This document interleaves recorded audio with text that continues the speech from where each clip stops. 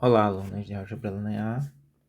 Esse vídeo é para comentar alguns aspectos sobre questões de núcleo e imagem. Então, eu vou tomar como base essa lista de exercícios que eu deixei para vocês. E aí eu vou resolvendo alguns exercícios e à medida que for resolvendo, vou relembrando os conceitos, certo? Então, vamos lá. Então, vamos ver essa primeira questão.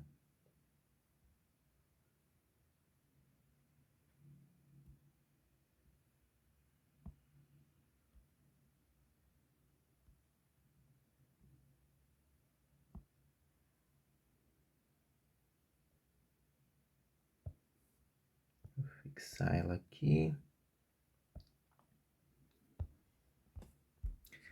Essa questão pede para você calcular o núcleo, calcular a dimensão do núcleo, né? Vou ler ela completamente. Seja a transformação linear t de R2 em R2 dada por t de xy igual a y menos y. Item A. Calcule o núcleo, quer de t, e diga sua dimensão. E pergunta se essa transformação é injetiva. Então vamos relembrar aqui algumas ideias, né? Então, relembrando.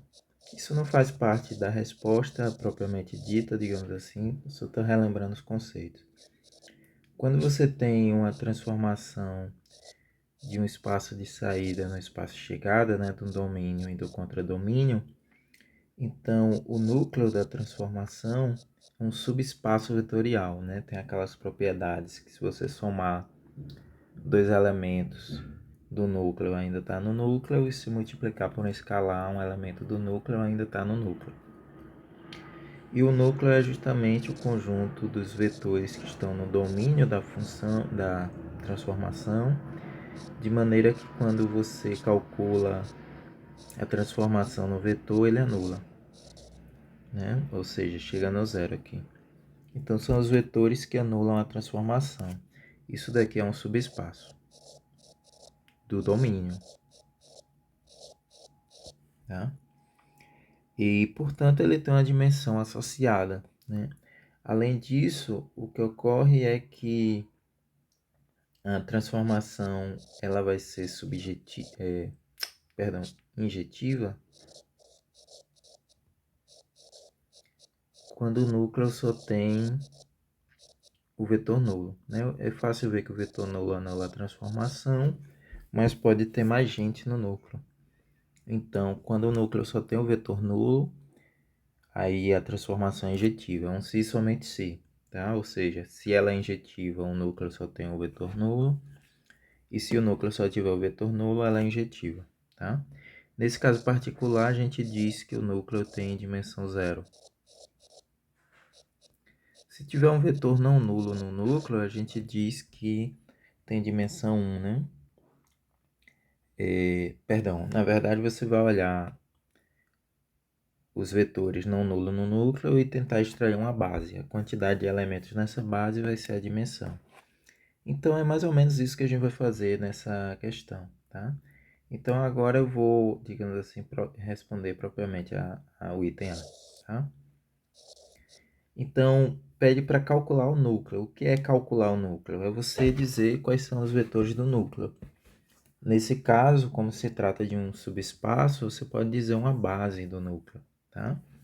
Então, em termos de equação, a gente está perguntando assim, né? Deixa eu escrever assim, para tentar ficar claro. Quais são os vetores xy, de modo que a transformação calculada no xy dá 0, 0. Pela fórmula da equação, isso equivale a dizer que y menos y é zero. E aí vai gerar... é 0, 0. E aí isso vai gerar duas equações. Uma é y igual a zero e a outra é menos y igual a zero. Tá? E aí meio que as equações já estão respondidas, né? Eu poderia aqui para a forma escada, quer dizer, talvez seja didático fazer isso, né? A gente já vê diretamente que o y é zero e o x não tem restrição. Mas se a gente for para a forma escada desse sistema vai ficar desse modo, né? Perdão, a matriz de aumentada desse sistema vai ficar desse modo. E aí facilmente a gente deduz que a forma escada, ela é essa forma aqui. Basta eu substituir a linha 2 pela linha 2 somado com a linha 1, né? E aí você percebe que se somar as linhas, você zera. Então, você tem dessa solução y é igual a zero, que é o que a gente já tinha comentado acima. Mas acho didático fazer essa continha aqui porque você fica sabendo que você vai escrever a equação da transformação igual a zero e vai tentar ir para uma resolução da matriz aumentada usando a forma escada, tá? Então, quer dizer, quais são os x e y que fizeram a transformação? O y tem que ser zero, tá? E o x, não tem nenhuma restrição no x, então o x pode ser qualquer. Então, na verdade, o par xy, ele é x qualquer e o y é zero. Isso dá x vezes o vetor 1, 0, tá? Este vetor aqui, ele pertence ao núcleo.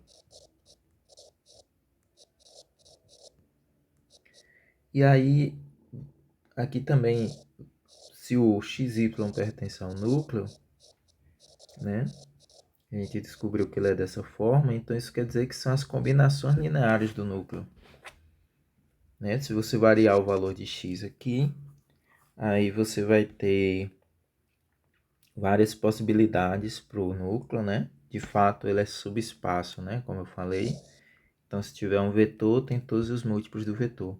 E aqui é o que acontece. Tem esse vetor e todos os múltiplos dele, porque eu posso variar o valor de x, tá? E nesse caso não tem mais possibilidades, né? Por conta da equação que a gente descobriu aqui. Então, o núcleo de T, ele é o subespaço gerado por esse vetor, tá? E aí só tem um vetor não nulo. Então, a dimensão é 1. Então, com isso, a gente descobre a dimensão, que é 1. A gente também descobre quem é o núcleo, que é o subespaço gerado por esse vetor. Falta só responder se é injetiva a transformação. Mas é parte do que eu disse acima. Ela vai ser injetiva quando o núcleo só tiver o vetor nulo. Não é o caso aqui. Então, T não é injetiva.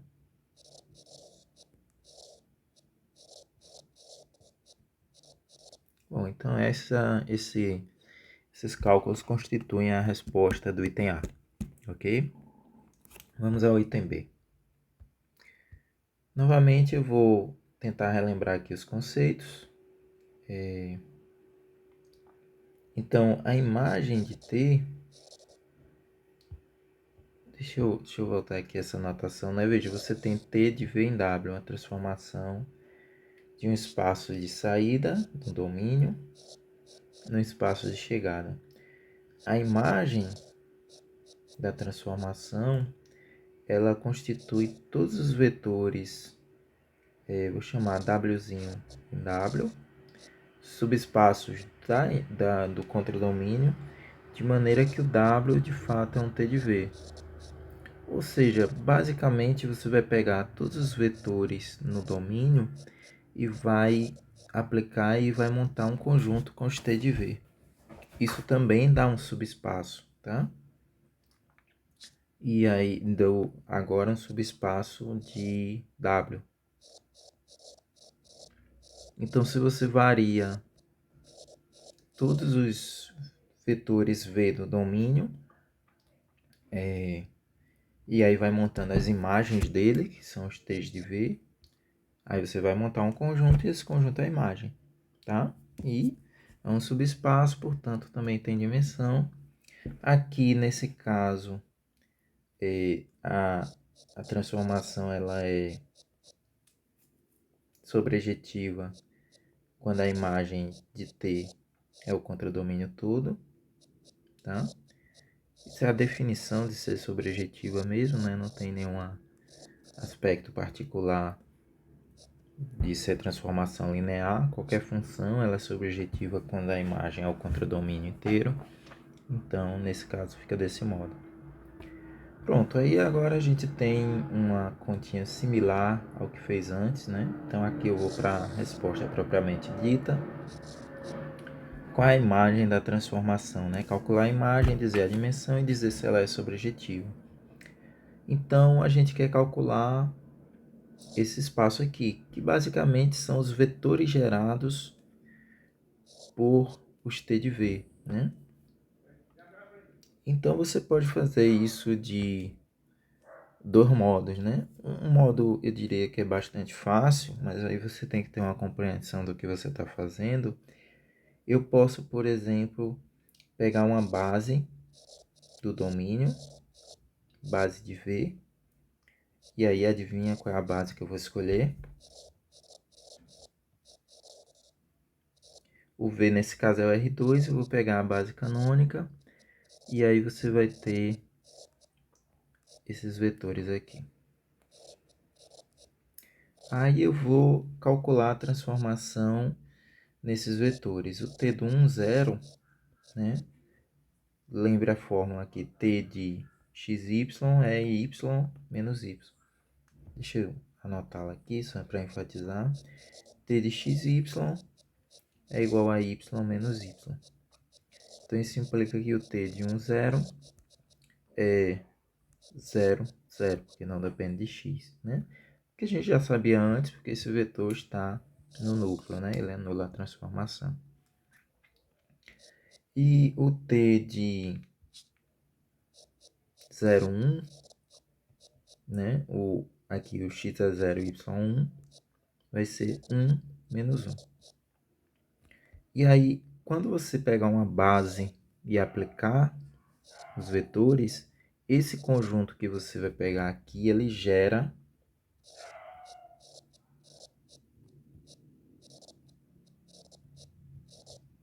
a imagem. Ou seja, eu estou dizendo para você que se você pega uma base do domínio e aplica a transformação, você vai ter um conjunto que gera a imagem. Só que tem um pequeno porém, né? Digamos que a essa altura do campeonato a gente não gosta muito, é que esse conjunto não é LI, né? De fato, esse elemento aqui, ele é um múltiplo desse, né? Então não é interessante você acrescentar ele, tá? Então por isso eu vou excluir ele, e aí na verdade esse é o mesmo conjunto gerado pelo 1 menos 1, tá? Então esse conjunto aqui também gera a imagem. E esse sim é LI.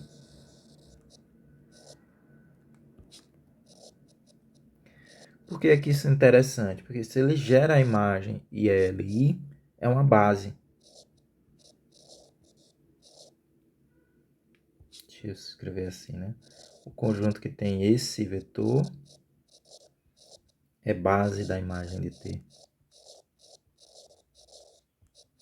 Logo, se você tem uma base com um elemento apenas, isso implica que a dimensão da imagem é 1, né?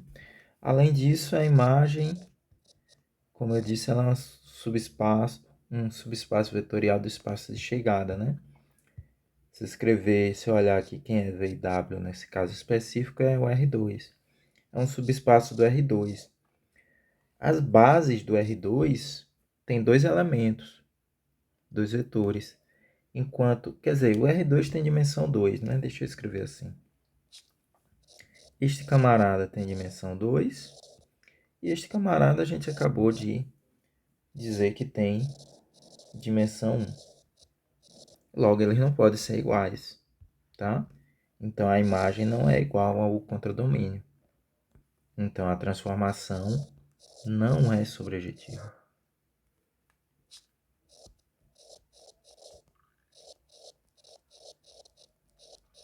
Tá? Bom, isso resolve o item B. Vamos para o item C. né? Aqui acho que não preciso explicar os conceitos, porque são conceitos que a gente já viu antes, né? A ideia aqui diz, escreva a matriz de T com respeito à base canônica, né? Então, eu vou pegar a base canônica do R2, do domínio. Então, vai ser 1, 0, 0, 1. Né? Como é que eu escrevo a matriz do operador? Eu vou pegar e aplicar a transformação no primeiro elemento. E aí, bom, é a mesma continha que a gente fez antes, né? Se você ver. E aí, se eu aplicar, vai dar, né? O x, nesse caso, o x é 1 e o y é 0. Quando eu aplico o t de xy, dá y menos y. Então, vai dar 0, 0. E esse camarada aqui eu escrevo com relação à base canônica. Isso vai dar a primeira coluna da matriz que eu estou procurando. Epa, primeira coluna. Então, é o 0, 0. Tá? Essa matriz aqui é a matriz de T com respeito à base canônica. No domínio e no contradomínio, porque já é o mesmo espaço, né? Aí agora eu vou escrever a fórmula do... Perdão, vou calcular o T calculado no segundo vetor da base canônica, que a gente também já fez acima desse vetor aqui.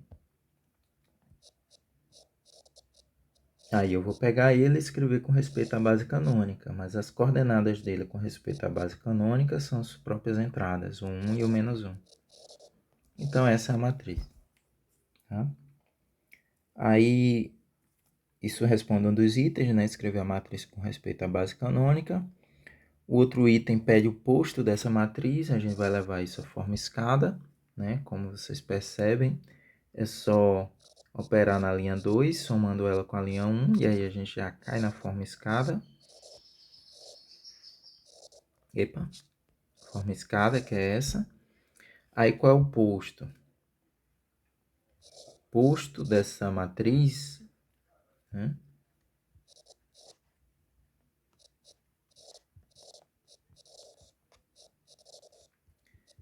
É 1, né? Que é o número de linhas não nulas.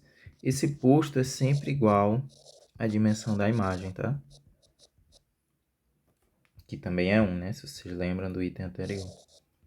Então, a gente poderia, se não pedisse a matriz, a gente já poderia responder usando os itens anteriores. Qual é o posto? É a dimensão da imagem.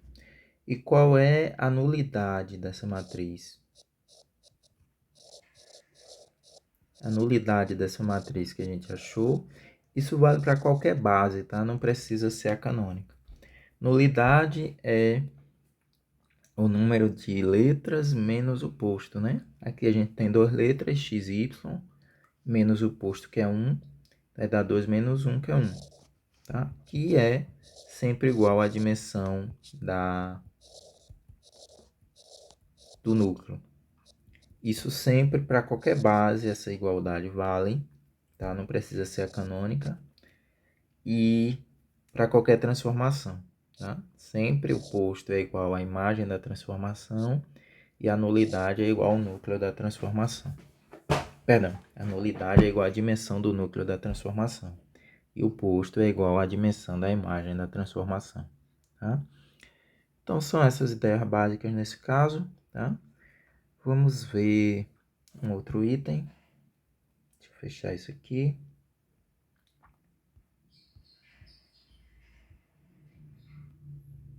Esse item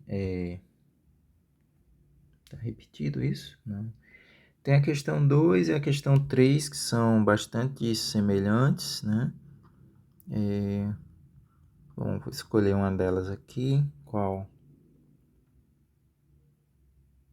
Vamos no item 2 mesmo. Eu sugeriria fortemente a essa altura você olhar para essa questão e tentar fazer sozinho, tá? Então, pode ser que você já consiga fazer sozinho, pode ser que não, mas se você não conseguir fazer sozinho, aí você pelo menos vai saber onde é que você tem dúvida e aí você no vídeo olha digamos assim, com mais atenção para esse momento onde você tiver dúvida, tá? Então, pause o vídeo aí, tenta ir respondendo e ver onde é que estão suas dúvidas, tá? Eu acho que isso é bem eficiente para você estudar. Ok, então nesse caso pede para você calcular o núcleo, né? Então vamos fazer como a gente fez antes, né? O que é calcular o núcleo? Ó, relembrando a equação de antes, a gente quer achar os elementos que anulam a transformação. Isso vai levar a um sistema que a gente tem que chegar na forma escada para dizer, tá? Bom, então vamos lá. Questão 2.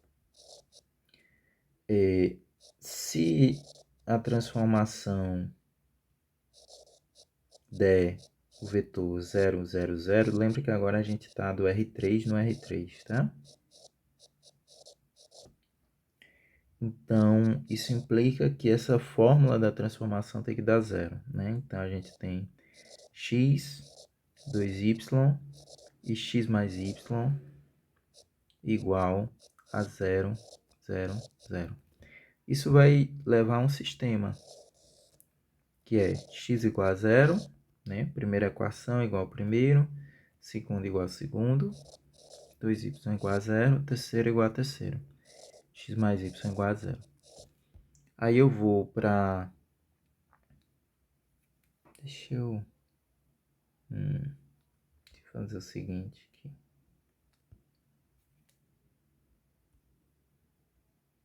Copiar e botar isso aqui. Aí eu vou para a matriz do sistema, associada ao sistema, e vou para a forma escada, né? Assim, grosseiramente não precisaria, porque você poderia tirar as soluções daqui. Mas só para enfatizar um método que vai funcionar em todos os casos, aí eu vou fazer isso, né? Porque, digamos, se as equações forem mais complicadas e você não enxergar a solução imediatamente, o que é que você vai fazer, né? Nesse caso a gente enxerga, né? O x é 0, o y é 0 também, e aí essa equação aqui não vai ajudar muito, porque eu já sei o valor de x e y, e o z está livre. Então a gente já sabe o que vai acontecer, mas é interessante você manter o método para você saber como operar em outros casos onde não tem, digamos assim, você não enxerga com facilidade a solução, né? Então, nesse caso, a matriz de coeficiente, né? Perdão, a matriz é aumentada.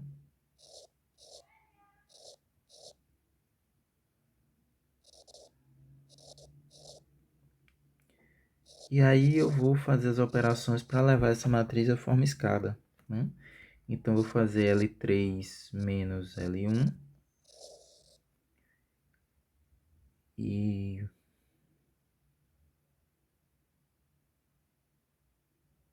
bom, vamos... Queria fazer mais de uma operação, mas uma por uma. L3 menos L1 vai zerar aqui. Vai ficar 1 aqui, vai zerar aqui, vai zerar aqui. E agora eu vou fazer L2 virar o L2 menos 2 vezes L3. Né? Isso vai zerar o L3. Não, perdão. Eu vou fazer isso para o L3, né? Eu quero zerar o L3. Então, eu vou fazer L3 virar L3 menos metade do L2. E vou fazer o L2 virar metade do L2. Tá? Se eu dividir a linha 2 por 2, vai dar isso. E se a linha 3 ficar linha 3 menos metade da linha 2, vai zerar. Tá? Então, a gente chega à forma escada, né? Que nos diz que o x é zero, né? Dessa equação, dessa primeira linha. E o y é zero dessa equação, né? E a gente já sabia, né? E aí o z? O z não tem restrição, né? Então, o XYZ nesse caso, a gente sabe que o x vai ser zero, o y vai ser zero e o z vai ser z mesmo, não tem restrição. Isso vai dar uma coisa semelhante ao escrita que a gente fez antes, né? São todos os vetores desse tipo. Este camarada vai gerar o núcleo, né? E aí você vai ter um subespaço com dimensão 1, que é a dimensão gerada por esse vetor, tá?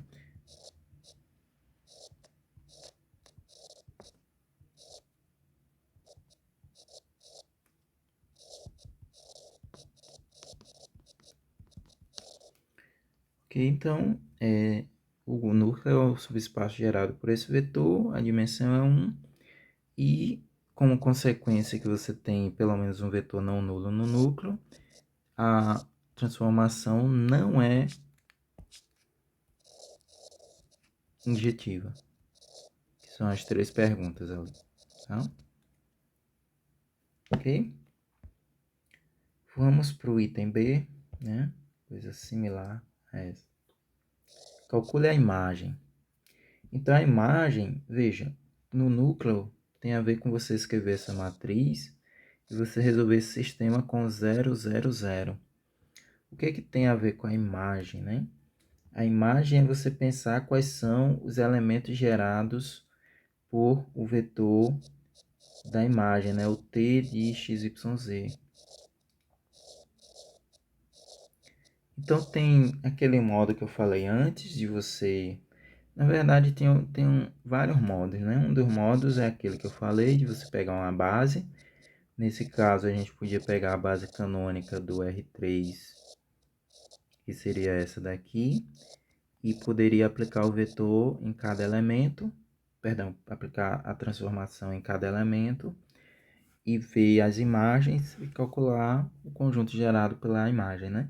Eu vou fazer isso e vou fazer também de outro modo, tá? Então, vou fazer uma continha aqui um pouco rápida, né?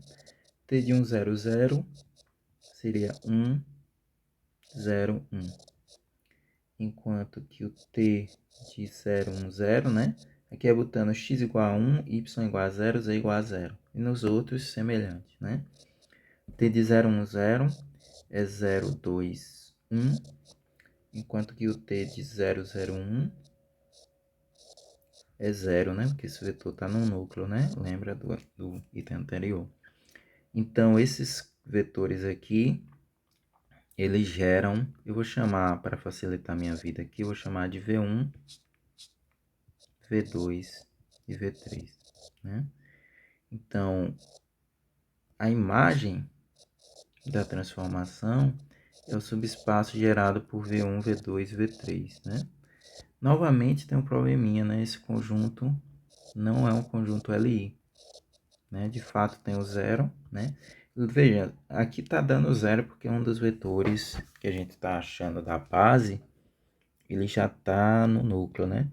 Mas em geral, verificar se é LI ou não é mais que isso, né? Vocês a essa altura já sabem porque isso está nos assuntos anteriores. Então você tem que verificar que esse conjunto é LI, tá? E nesse caso não é, porque tem o zero. E aí, se você pegar esses dois vetores, dá um conjunto LI, tá? E gera o mesmo espaço, porque o zero não contribui em nada. Então, a imagem de T é o mesmo subespaço gerado só com V1 e V2, tá? Lembrem daquela discussão que a gente fez quando gera espaço e quando é LI, né? Quando gera o espaço, você pode, se você tiver um vetor que é combinação linear dos outros, você pode retirar ele e você ainda gera o mesmo espaço, né? Então é isso que eu estou fazendo. O zero, claramente, é uma combinação linear dos outros, eu estou retirando ele. E eu estou fazendo isso até ficar um conjunto LI, porque aí esse conjunto LI vai dar o tamanho da base, né? Então, nesse caso, a base da imagem, né? Como gera a imagem em LI, a imagem vai ter dimensão 2. Tá? E aí, novamente, né? O contradomínio é R3, que tem dimensão 3. Né? Assim, dimensão de R3 é 3. E aí, é claro que a transformação, a imagem não pode ser o R3 todo. porque vou botar assim, é diferente do R3. Porque um tem dimensão 3 e outro tem dimensão 2. Então a transformação não é sobrejetiva. Tá? Por fim, eu prometi fazer de um outro modo, né? Então vamos a uma segunda solução, né? Uma segunda solução seria você ver os elementos gerados mesmo, né? Lembre como é isso, né? Então vamos pensar que alfa, beta, gama, ele é gerado ali por aqueles vetores, né? Então você vai ter uma equação do tipo x igual... Deixa eu escrever um pouco melhor, né? Você quer que t de x, y, z, só enfatizando, isso é outra solução, tá? Outro modo de proceder, você compara os dois e vê o que você acha mais interessante. Imagine que t de x, y, z dá alfa, beta, gama. Então isso quer dizer que x, 2y, x mais y dá alfa, beta, gama. E aí você tem algumas soluções, né, que são x igual... Perdão, você tem algumas equações que são x igual a alfa, 2y igual a beta e x mais y igual a gama, né? E aí você está se perguntando quais são as restrições para alfa, beta e gama, né? Como é que eles têm que ser em função do x, y, z, né? E aí a gente vai partir novamente para a forma escada, né? Então, matriz de coeficientes, perdão, matriz aumentada, né?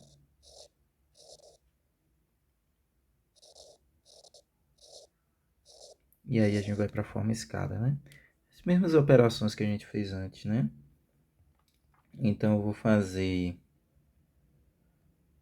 Quer dizer, inclusive a gente pode fazer outras, caso queira, né? Mas vamos fazer as mesmas de antes, tá? Para facilitar... Aliás, para facilitar a minha vida, eu já vou fazer assim. L2 eu vou dividir por 2. E o L3, eu vou fazer L3 menos o L1, que vai zerar esse elemento. E vou fazer também, você pode fazer duas operações se você quiser, ao mesmo tempo, né? Então, para economizar meu tempo, eu vou fazer isso. Menos metade do que tiver no L2. Então, L3 menos L1 menos metade do que tiver no L2. O L1 só repito. O L2 estou dividindo por 2, então vai gerar... Perdão, L1 só repito. L2 estou dividindo por 2, então vai gerar isso daqui. E o L3 eu vou fazer menos L1 menos metade do L2. Então perceba, L3 menos L1, zerou, menos metade desse, continua zero. L3 menos L1, 1, menos metade do L2.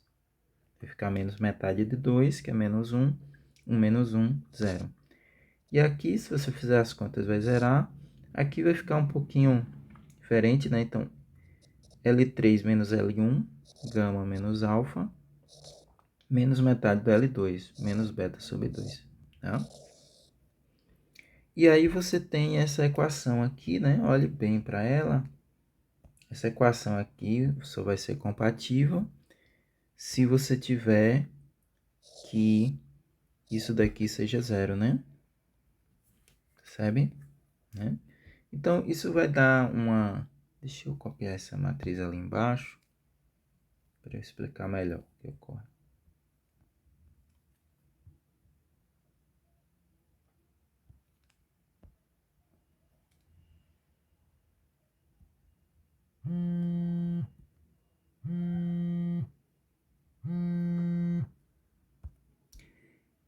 Então, essas equações nos dizem, né, que você teria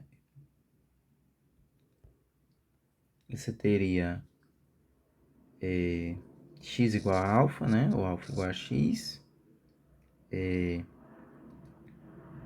y igual a beta sobre 2, aí você tem o beta sobre 2 o beta igual a 2y, e essa é a equação para o z, né? Perdão, aqui você tem essa linha de zeros e esse camarada. Se esse for diferente de zero, esse sistema não tem solução, né? E você quer que tenha solução porque você quer escrever os elementos que são dessa forma, tá? Então, a imposição aqui é que gama menos alfa menos beta sobre 2 seja zero, tá? O que nos dá a equação que o gama é alfa mais beta sobre 2, tá? E aí eu tenho a solução, né? Veja que aqui você não tem nenhuma restrição para x e y. E aqui eu tenho a imposição que alfa, beta, gama, né? Na verdade vai ser alfa, beta, que eu não tenho nenhuma restrição para esses elementos. Só que o gama eu tenho. O gama vai ser alfa mais beta sobre 2. E aí você pode escrever daquele modo que a gente costuma escrever, né? Separa as letras, olha. A gente pode ter assim, alfa, 0, alfa, mais beta, 0. Epa, beta na segunda coordenada, né? Beta sobre 2. E aí isso vai dar alfa vezes 1, 0, 1. Mais beta vezes 0, 1, meio. Tá? Aí se você olhar para este vetor aqui, né? Vê quem ele é. Né? E esse daqui, olha, ele não é exatamente o que a gente tinha antes, mas se eu fizer duas vezes ele, né? Ou seja, se eu dobrar esse beta aqui, eu chego no vetor aqui, né? Que é quem? Esse daqui. Então vai dar V1 e metade de V2 lá, tá? Esses camaradas aqui, eles geram a imagem quando você faz essa conta desse jeito. Então você meio que chega à mesma resposta. A imagem é o conjunto gerado por esse vetor, né? Claro que podem ter... Lembre que você está no subespaço, né? Então você só pode sempre pegar um múltiplo de um vetor. Por isso que não aparece exatamente o V2 lá. Mas a imagem é gerada por esse vetor. Quando você faz desse jeito, já fica LI, tá? Então você já tem também a dimensão da imagem. E aí todas aquelas respostas, ok? E aí, através disso, você já pode responder os itens do item C, né? Qual é o posto dessa transformação, perdão, da matriz? É 2, porque é a dimensão da imagem. Escrevi errado aqui. O posto é 2, que é a dimensão da imagem, e a nulidade é 1, que é a dimensão do núcleo, não era isso? Isso. Dimensão do núcleo, 1, isso. E aí a matriz com respeito à base canônica meio que já ficou de graça daqui, ó. Então vou botar aqui de outra cor e responder o item C aqui, né? A gente já fez essa continha, então isso são as colunas da matriz com respeito à base canônica.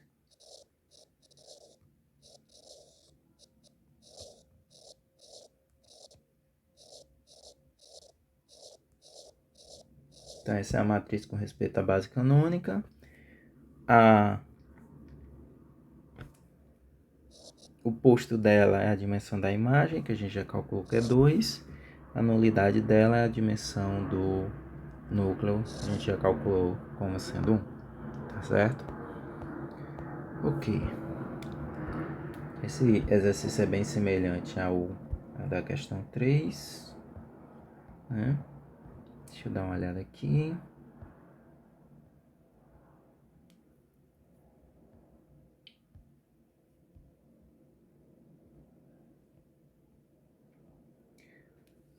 Aqui já parte para a matriz e pergunta também o núcleo, a imagem e uma base que acontece isso, né?